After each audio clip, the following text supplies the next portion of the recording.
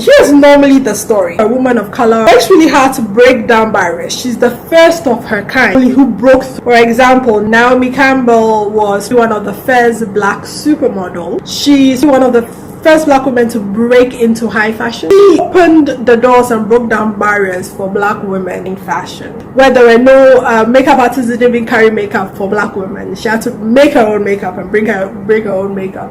Built careers. Then somebody comes up right behind them, maybe the generation behind them, and this person suddenly becomes the next Naomi Campbell. Tyra Banks is the next Naomi Campbell.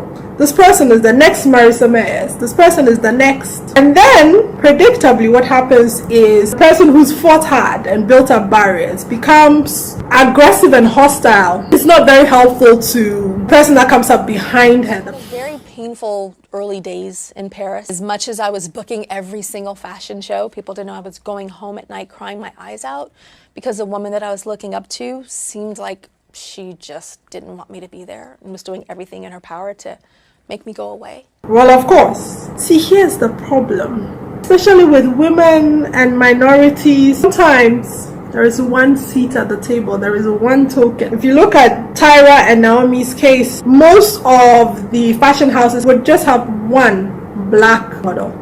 Don't get me wrong, this happens in corporate spaces. So what happens when somebody's fought really hard to gain that access, only to turn around and realize somebody younger is coming up behind? Human. So they fight back because you threaten somebody's livelihood, their positions. Of course they fight back. But you see what the world says when it happens? The world says, oh, women don't work well together.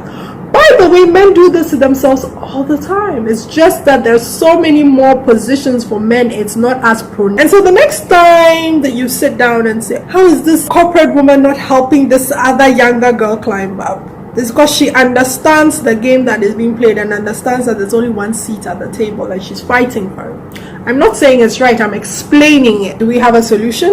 Or for the minorities and the people that are in positions and suddenly all their hard work and all their efforts and the things, the doors they had to break through is being threatened by somebody who's coming up behind them. Time to move on up. Time to stop hogging the space and move higher, so that the people behind you can take up the positions that you used to hold. For the young up and comer, understand that you do not want to be the next X.